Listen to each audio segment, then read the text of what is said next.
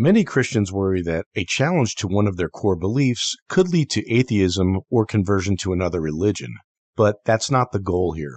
So relax, learn something new, and feel free to check any claim with an impartial AI if you like.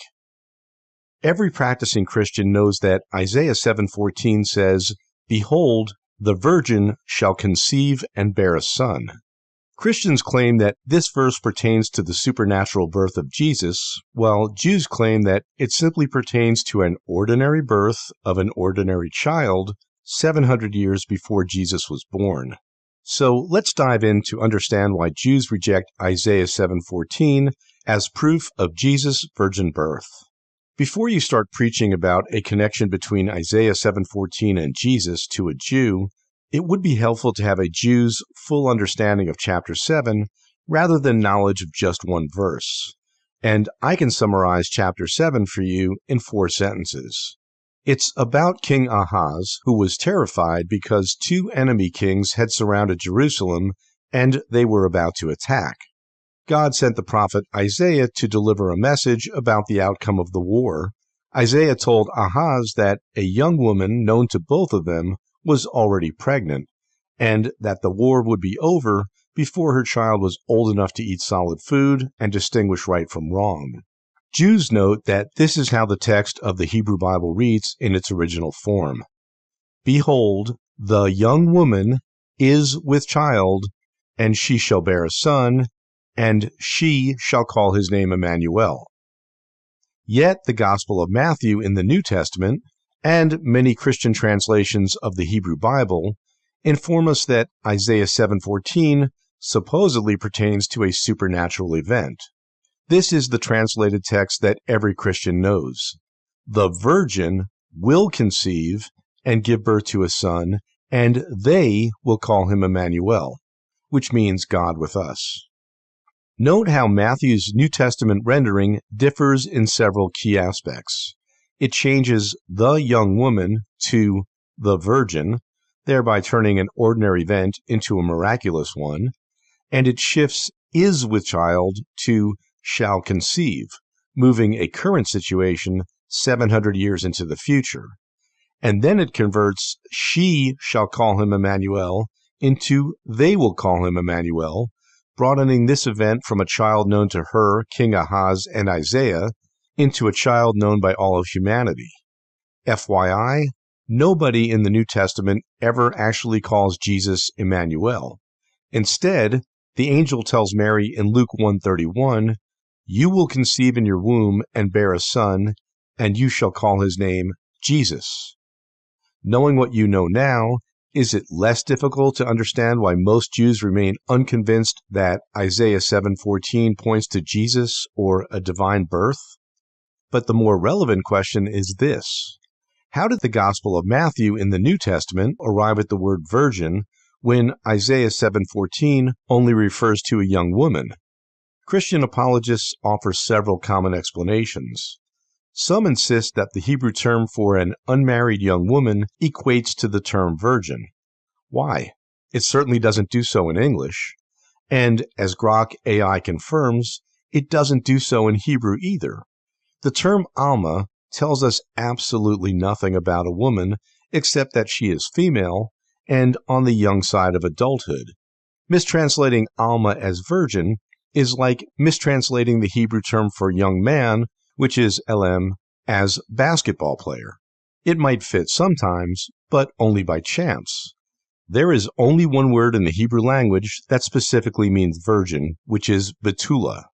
Clearly, if Isaiah's main point had been to predict a miraculous virgin birth for future generations, he would have used the one Hebrew word that explicitly means virgin. And Isaiah wasn't shy about using the term Betulah in other prophecies when he wanted to convey virginity.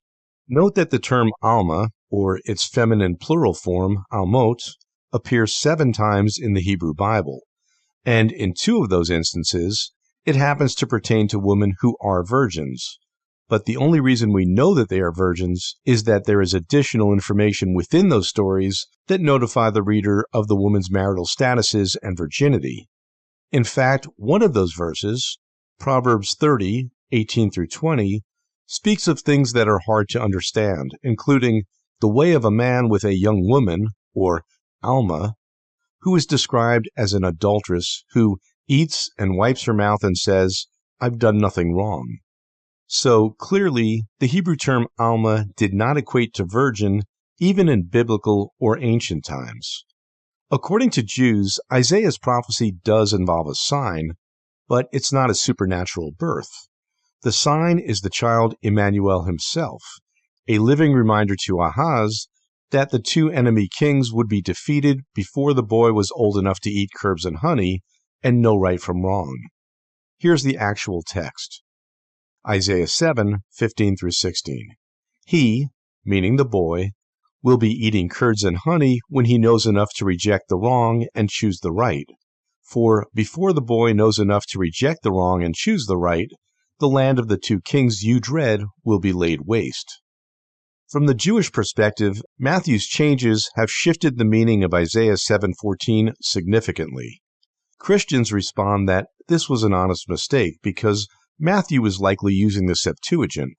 Jews note that the problem with relying on text based on the Septuagint is that it initially only translated the Torah, or the 5 books of Moses. The rest of the Hebrew Bible, which includes the prophets, such as Isaiah, and the writings, was translated later by authors whose backgrounds are unknown. If Matthew's mistranslated rendering was innocent, it doesn't explain why Christians continue to cite Isaiah 7:14 as proof of Jesus' divinity, even after they are informed about the true original Hebrew text and context. To be fair, though, not all Christians ignore the original context of Isaiah. Some do read all of chapter 7, and they believe it's a dual prophecy, meaning that it's true for Isaiah's time and for Jesus 700 years later. But Jews respond, if Isaiah 7:14 pertains to a dual prophecy about Jesus, what war ended when Jesus was a toddler? There was none, unless one counts a spiritual war with Satan, which certainly didn't end when Jesus was a toddler.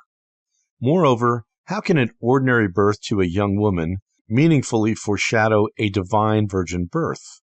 One is a daily occurrence, while the other is claimed to be an unprecedented and supernatural event. They share almost nothing in common. That is why, when asked directly, Grok AI confirms that Christians have inserted a narrative into Isaiah 7:14 that does not exist in the original Hebrew text, as will any other AI too. Now that you've heard multiple perspectives, can you see why this verse rarely convinces Jews the way many Christians hope?